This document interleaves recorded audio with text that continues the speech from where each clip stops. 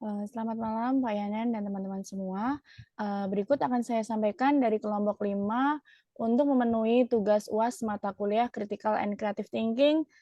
Saya dari kelompok 5, ada saya Tripriatiningsih dan juga rekan kami. Sabrina Emilia Lesman.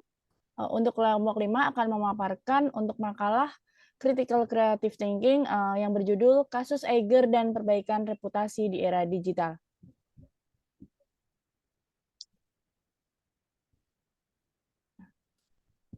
Berikut daftar isi yang akan kami paparkan, yaitu ada halaman judul, kemudian ada daftar isi, yang bab pertama ada pendahuluan, ada latar belakang, metode penelitian, bab kedua ada pembahasan. Dari segi pembahasan sendiri, yaitu kita akan mengangkat untuk komunikasi krisis Eiger, citra brand Eiger, dan juga pasca krisis Eiger, dan juga konsep pemulihan reputasi dari brand Eiger tersendiri.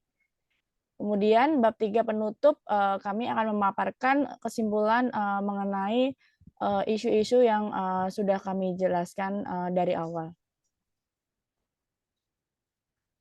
Bab 1 pendahuluan, yaitu latar belakang dari Eiger brand ternama, yaitu produsen berbagai kebutuhan perlengkapan dan peralatan bagi gaya hidup para penggiat alam terbuka asal Indonesia, sempat menjadi trending topik warganet Twitter akhir bulan Januari. Tepatnya pada tanggal 28 Januari 2021.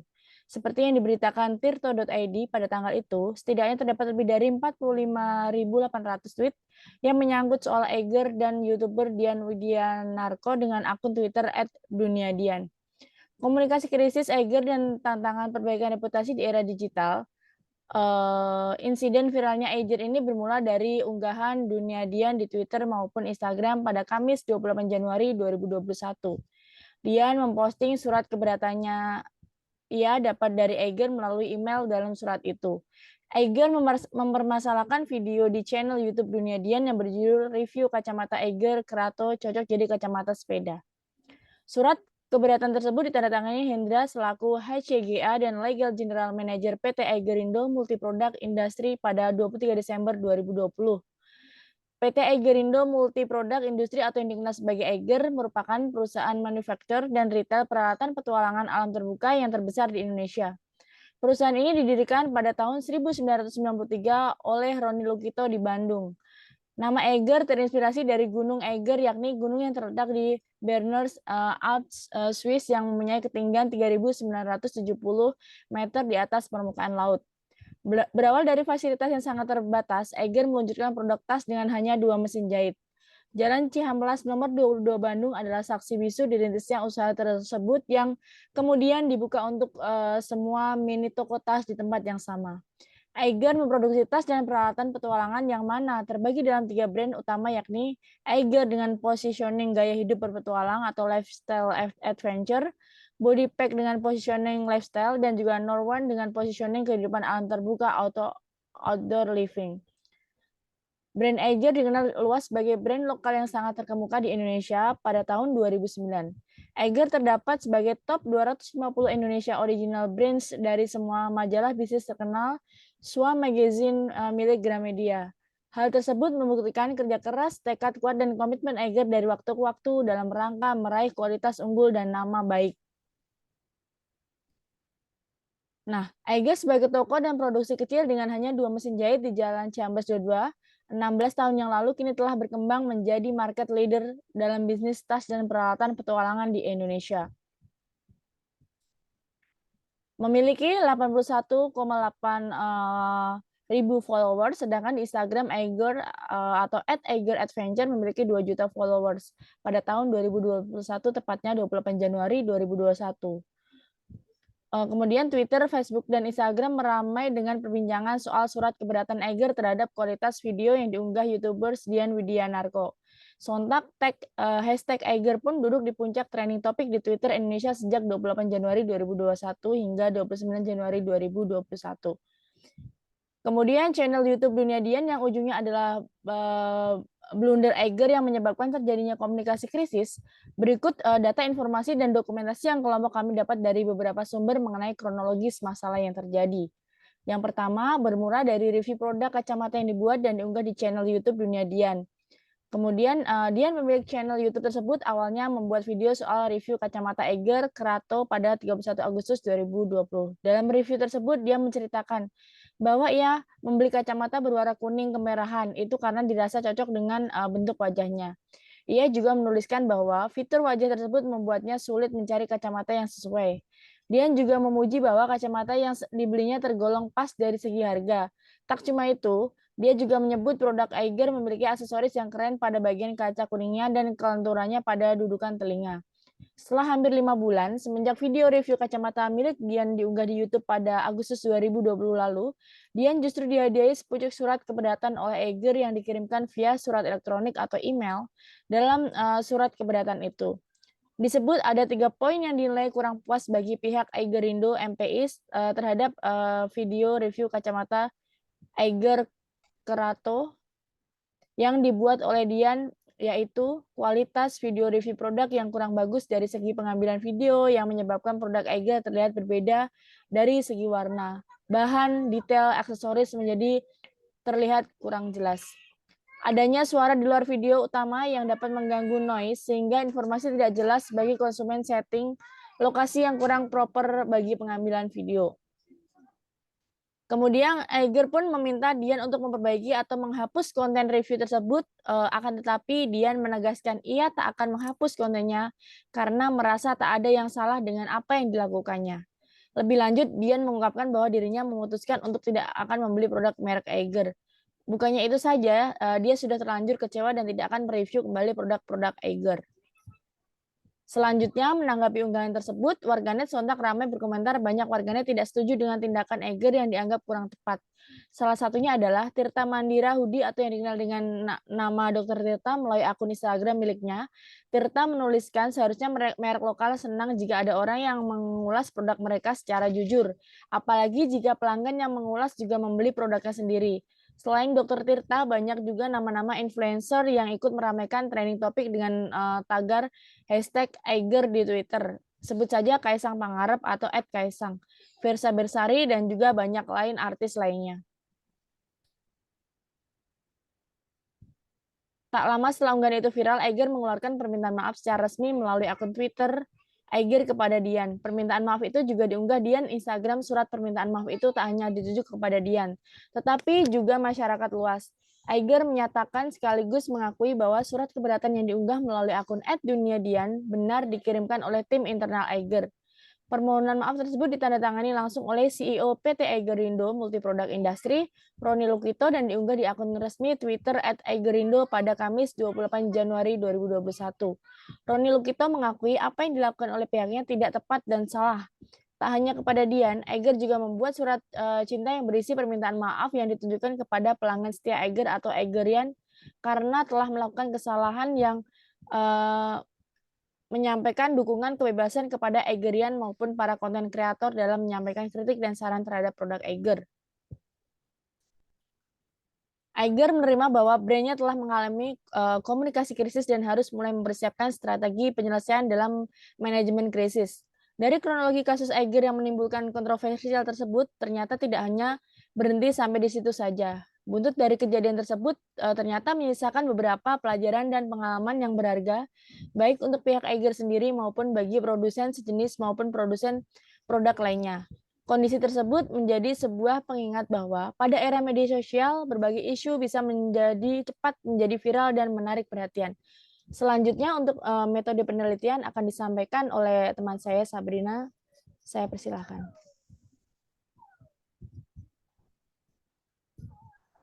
Ya, baik, terima kasih, Pit. Metode penelitian adalah tipe penelitian ini menggunakan pendekatan kualitatif, deskriptif dengan metode studi kasus. Penelitian kualitatif dimulai dengan premis dan penggunaan kerangka pemikiran yang akan membentuk atau mempengaruhi studi terkait permasalahan penelitian yang berhubungan dengan makna yang dipakai oleh ini adalah teori Creswell 2017. Metode studi kasus digunakan untuk mengumpulkan dan mendeskripsikan fenomena yang ada dengan sedalam-sedalamnya melalui pengumpulan data. Seperti yang dikatakan oleh Mulyana 2002 bahwa studi kasus merupakan metode penelitian yang sebanyak mungkin memakai berbagai sumber data yang ada sebagai penelitian. Kemudian diuraikan dan dijelaskan secara menyeluruh yang berkaitan dengan berbagai aspek dari individu, kelompok atau organisasi atau suatu program studi sosial. Densin dan Lincoln 2011 mengatakan jika data untuk studi kasus dapat bersumber dari wawancara, pengamatan, dan analisis dokumen. Pada penelitian ini, pengumpulan data yang dilakukan dengan mengacu pada analisis dokumen, hasil, dan pembahasan. Selama perjalanan organisasi seringkali menghadapi suatu situasi yang bisa dianggap sebagai krisis. Tidak ada organisasi yang kebal dari krisis dimanapun berada sekalipun organisasi itu. Waspada dan secara aktif berupaya mencegah krisis. Realitas krisis mengarah pada kebutuhan akan persiapan dan kesiapan untuk merespon. Inilah yang disebut dengan manajemen krisis. Morrison 2010 mengatakan bahwa manajemen krisis merupakan upaya untuk meminimalisir ketidakpastian dan faktor risiko, sehingga akan lebih mampu menampilkan sebanyak mungkin dari faktor kepastiannya. Komponen penting dalam manajemen krisis adalah komunikasi, dan ketika bidang komunikasi krisis berkembang, penting untuk mengembangkan parameter untuk pertumbuhan itu. Holtz, Zausen, D. and Zervas 2014. Pada bab kedua, kita masuk ke dalam pembahasan. Yang pertama adalah komunikasi krisis Eiger. Komunikasi krisis adalah salah satu bentuk komunikasi strategis di mana komunikasi krisis ini melibatkan penerapan komunikasi strategis untuk membatasi kerugian yang ditimbulkan oleh krisis pada organisasi dan stakeholder. W. Timothy Combs mendefinisikan krisis sebagai persepsi peristiwa tak terduga yang mengancam harapan penting pemangku kepentingan dan dapat berdampak serius terhadap kinerja organisasi dan menghasilkan hasil negatif. Ini adalah teori dari W. Timothy dan Sherry J. Holaday Combs 2010.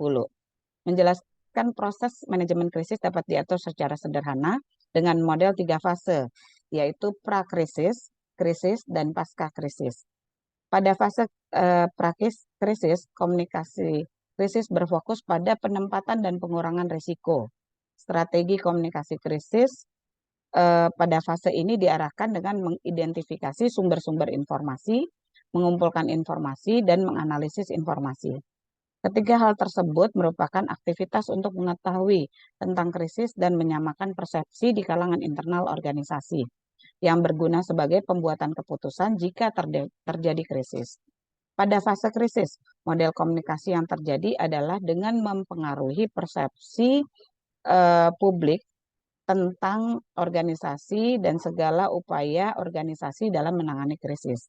Sedangkan pada fase pasca krisis, yang dilakukan organisasi adalah memulihkan reputasi dan mengembalikan reputasi yang sempat hilang sebab akibat krisis.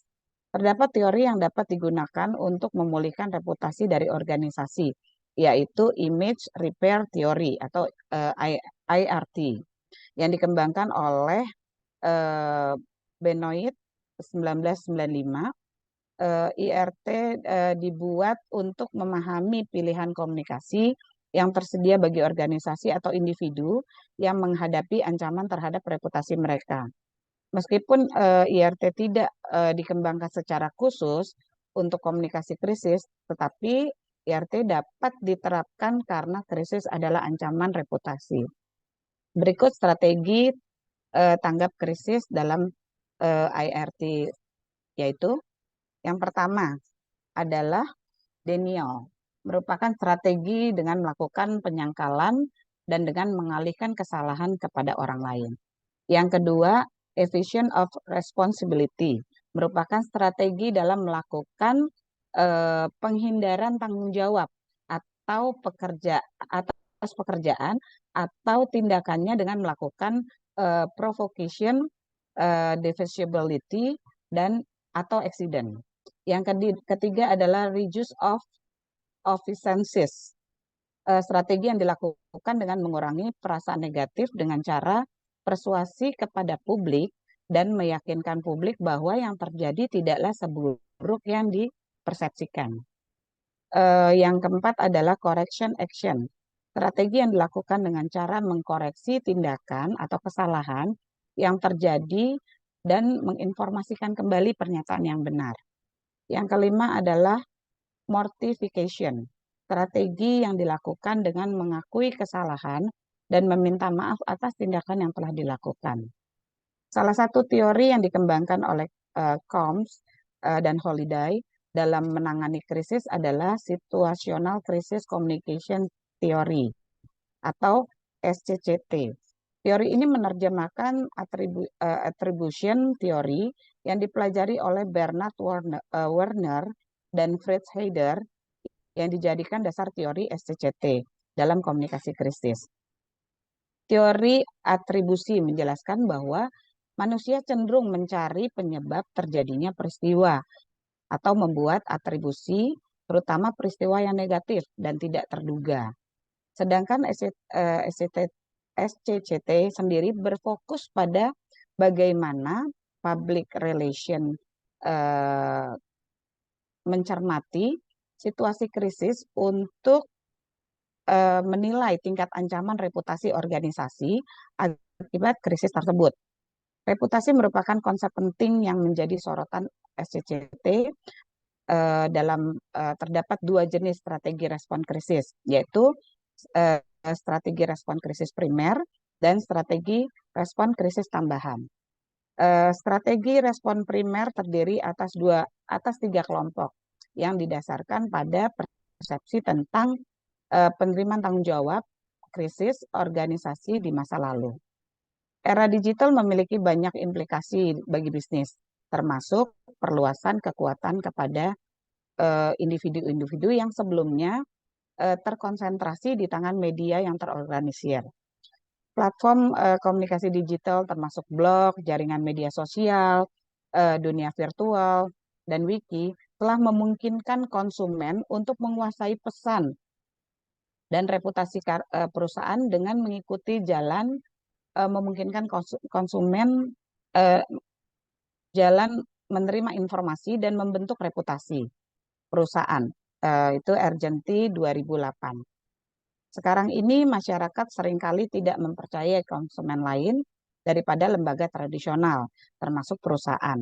Salah satunya melalui blog atau channel media sosial yang dimiliki dan dioperasionalkan oleh individu yang disebut dengan blogger maupun vlogger. Oke, next. Untuk berikutnya mungkin akan diteruskan kembali oleh rekan saya, Pipit. Silakan, Pit. Terima kasih. Untuk poin kedua, yaitu citra brand dari Eiger. Eiger sebagai salah satu brand dalam bidang produksi peralatan dan perlengkapan kegiatan di alam yang telah menjadi salah satu market leader dalam bidang dan telah memiliki loyalitas konsumen, jelas tidak berpikir akan berada dalam fase krisis, terutama di antara konsumennya yang loyal. Gagal merangkul internet sebagai alat komunikasi yang aktif dan berpotensi menimbulkan kekerasan, memiliki implikasi yang serius. Selain situasi krisis yang dibuat oleh konsumen, perusahaan multinasional besar di seluruh dunia telah dipaksa untuk melawan individu tunggal untuk melindungi merek-merek mereka dan menyebabkan kisah nyata ke media. Inilah yang dialami oleh Eiger di awal tahun 2021 yang sempat viral dan menjadi sebuah situasi krisis di Eiger dan tentunya menggoyahkan reputasi dari brand Eiger yang selama ini dikenal dengan baik. Brand menurut Aker 1991 adalah nama atau simbol yang menjadi pembeda seperti logo, trademark, atau desain kemasan yang digunakan untuk mengidentifikasi barang atau jasa dari salah satu penjual atau kelompok tertentu dengan tujuan membedakan barang atau jasa tersebut dari yang memiliki kompetitornya. Branding menurut Rampersad 2008 adalah sebuah proses menciptakan identitas yang dikaitkan dengan persepsi, emosi, perasaan tertentu terhadap identitas tersebut.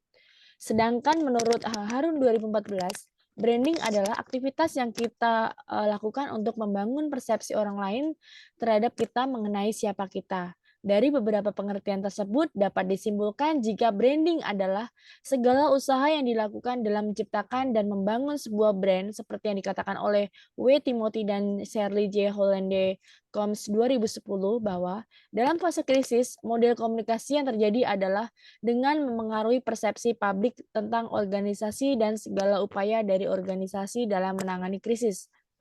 Pada fase ini, pihak Eiger secara tanggap dan cepat, pihak Eiger langsung membuat surat pernyataan yang berisi permintaan maaf secara khusus kepada Dian Widianarko selaku pemilik channel YouTube Dunia Dian. Karena pengiriman keberatan terkait review video produk Eiger yang dikirimkan oleh HCGE dan Legal General Manager Eiger melalui email. Eiger juga membuat surat untuk Eigerian yang ditujukan kepada stakeholder untuk meredam kemarahan yang terjadi di berbagai media sosial, khususnya di Twitter hingga menjadi trending topik dengan tagar #Eiger. Yang terakhir adalah video yang diunggah dalam channel YouTube Eiger pada 5 Februari 2021 dengan judul klarifikasi CEO Eiger menjawab. Nah, berikut capture untuk klarifikasi Eiger di kanal YouTube-nya Eiger. Nah, pada video yang diunggah oleh pihak Eiger tersebut, Roni Lukito selain CEO menjadi satu-satunya sosok yang muncul dalam video tersebut. Roni Lukito menunjukkan dirinya dengan balutan kemeja hitam dan tanpa aksesoris apapun kecuali sebuah masker putih. Dalam video tersebut, Roni mengawali videonya dengan menyampaikan permintaan maaf atas surat keberatan yang dikirimkan oleh Eiger kepada salah satu konten kreator YouTube, yakni Saudara Dian. Roni juga meminta maaf kepada Eigerian, komunitas, brand ambassador, mitra, para senior, advisor, tim manajemen, dan seluruh masyarakat. Selanjutnya, Roni menjelaskan perihal surat keberatan yang disampaikan kepada YouTuber Dian adalah murni dari arahan dari selaku CEO Eiger, yaitu Roni juga menjelaskan bahwa tim internal Eiger telah mengingatkan dan menjelaskan kepada bahwa langkah tersebut tidaklah benar dan tepat. Namun pada saat itu Roni mengaku tetap bersikeras untuk memberikan surat keberatan tersebut. Roni juga kembali menekankan bahwa kesalahan sepenuhnya adalah pada dirinya selaku CEO Eiger dan tidak ada pihak yang perlu disalahkan. Roni juga merasa bertanggung jawab penuh atas kejadian ini. Roni juga menyampaikan bahwa pelajaran atas permasalahan tersebut membuat dirinya menyadari untuk menjadi pribadi yang lebih bijak, tidak ego dan tidak arogan. Roni kemudian melanjutkan bahwa ia bersama tim Eiger berkomitmen untuk segera melakukan perbaikan yang menyeluruh atas kebijakan dan peraturan yang tepat. Kemudian Roni juga merasa bersyukur atas pelajaran kali ini, membuatnya dapat belajar dari yang lebih muda. Roni mengakhiri video klarifikasinya dengan menyampaikan pesan bahwa Eiger terbuka bagi teman-teman semua untuk menerima masukan terhadap produk kami melalui media apapun, bagaimanapun cara dan apapun isinya, agar menjadi masukan yang berharga bagi kami. Nah, untuk poin ketiga yaitu mengenai fase pasca krisis Eiger, yaitu pada fase-fase krisis yang dilakukan organisasi adalah memulihkan reputasi dan mengembalikan reputasi yang sempat hilang akibat krisis. Berhubungan dengan video di atas, sebagai bentuk permintaan maaf sekaligus klarifikasi yang dilakukan langsung oleh CEO Eiger menunjukkan bahwa permasalahan ini sangat penting untuk segera diselesaikan. Eiger juga melakukan upaya perbaikan reputasi dan perbaikan image terhadap brand Eiger dengan memberikan diskon. Eiger Indonesia memberikan diskon untuk semua produknya. Diskon yang ditawarkan mulai dari 20 hingga 50% berlaku pada tanggal 12 sampai 14 Februari 2021 di Eiger Adventure Store dan Eiger Store di seluruh Indonesia.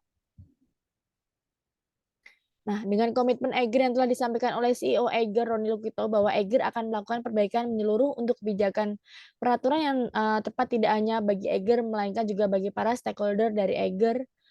Dari sini strategi PR yang dilakukan Eiger ini sejalan dengan strategi pemberian kompensasi berupa diskon maupun promo dari produk-produk Eiger selama situasi krisis terjadi.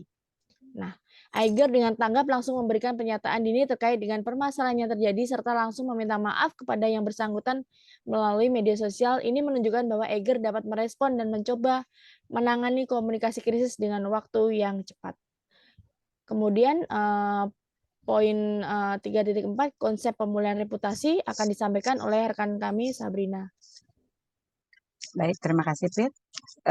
Konsep image repair theory adalah langkah-langkah yang dilakukan Eiger dalam pemulihan reputasinya menggunakan metode mortification, yaitu dengan mengakui kesalahan dan meminta maaf atas tindakan yang telah dilakukan.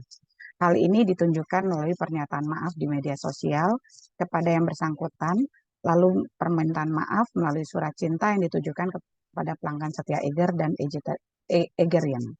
Dan terakhir melalui video klarifikasi yang diunggah di YouTube Eger yang menyampaikan permohonan maaf dari CEO Eger secara langsung kepada semua pihak yang terkait dengan Eger dan merasa kecewa atas permasalahan yang terjadi. Roni juga memberikan kalimat penutup yang dapat diartikan bahwa ia merasa sangat menyesal atas permasalahan yang terjadi dan mengecewakan banyak pihak. Roni juga menyampaikan rasa terima kasih atas apresiasi dari semua pihak terhadap Eger dengan menyampaikan kalimatnya, tanpa teman-teman tidak ada Eger hari ini. Kalimat ini dapat diartikan bahwa Roni merasa sangat berterima kasih kepada semua pihak yang menaruh perhatian atas permasalahan yang terjadi dan sekaligus permohonan maaf atas permasalahan tersebut.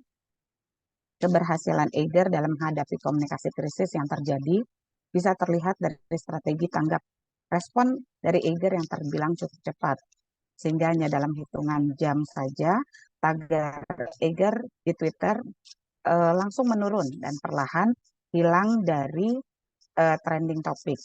Terbukti dari rencana doxing pun, boykot yang sempat disampaikan oleh warganet pun juga tidak terrealisasi. Dan Dian Widya Narko selaku pemilik channel YouTuber Dunia Dian pun melalui akun Instagramnya juga telah menerima permohonan maaf dari Eiger. Baik, bab ketiga adalah bab penutup. Di sini adalah merupakan kesimpulan bahwa di era digital, organisasi harus benar-benar mempersiapkan proses bisnisnya, tidak hanya dalam segi pemasaran atau penjualan saja dengan menggunakan teknologi digital. Akan tetapi, maintenance stakeholder dengan memanfaatkan media sosial secara optimal dan profesional juga diperlukan. Dan tentunya dengan cara memperhatikan kode etik yang ada, adanya komunikasi krisis yang dijalani oleh Eiger dapat menjadi pelajaran bagi organisasi atau perusahaan untuk dapat lebih bijak, berhati-hati, dan profesional dalam menyampaikan pesan, berkomunikasi, promosi dengan memperhatikan kemasan dan konten yang diunggah di berbagai platform media sosial yang ada. Komunikasi krisis merupakan salah satu keadaan yang harus terus dicermati dan diawasi dengan baik untuk mencegah kerugian yang lebih besar, terutama kerugian atas rusaknya kepercayaan dari pelanggan dan kerusakan reputasi yang dapat mengakibatkan hilangnya pelanggan setia dan konsumen potensial. Hal ini berlaku tidak hanya dalam skala global, skala kecil, melainkan berlaku untuk semua produsen di segala bidang dan dalam skala global. Khususnya pada saat ini di mana internet mendominasi penyebaran informasi yang terbesar luas dalam jangka waktu yang sangat singkat, di mana tidak ada gatekeeper dalam penyaringan informasi yang tersebar. Oleh sebab itu, waspada dan selalu siaga terhadap setiap isu yang berpotensi merugikan ataupun melukai brand. Silakan, Kit. Nah, brand juga harus cermat mengenai informasi yang akan disebar karena di internet ada hukum tersirat yakni apapun yang telah dipublikasikan tidak dapat ditarik kembali. Atau dalam komunikasi dikenal sebagai prinsip irreversible yang berarti komunikasi tersebut tidak dapat dikembalikan. Komunikasi krisis yang dialami oleh Eiger sebagai brand lokal yang menjadi market leader dalam bidangnya dapat memberikan kita pelajaran bahwasanya reputasi itu merupakan hal yang penting untuk dijaga. Oleh sebab itu, segala upaya yang dilakukan atas nama brand sangat perlu untuk dicermati dengan lebih ketat agar tidak mencederai reputasi dan merugikan brand. Manajemen krisis yang dilakukan oleh Eiger mengindikasi bahwa Eiger pada saat ini cukup baik dan mengelola manajemen komunikasi krisis brandnya. Salah satu bukti adalah dengan keterlibatan CEO Eiger yang langsung meminta maaf, menunjukkan rasa penyesalan serta mencoba bertanggung jawab atas permasalahan yang terjadi dengan melakukan klarifikasi. Nah, sedangkan apabila ditinjau dari teori image repair, teori IRT, langkah-langkah yang dilakukan Eiger dalam pemulihan reputasinya menggunakan metode mortification, yaitu dengan mengakui kesalahan dan menerima maaf atas tindakan yang telah dilakukan. Nah, berikut presentasi dari kelompok 5 yang sudah kami paparkan. Jika ada salah-salah kata, kami mohon maaf. Untuk presentasi kali ini saya tutup. Wassalamualaikum warahmatullahi wabarakatuh.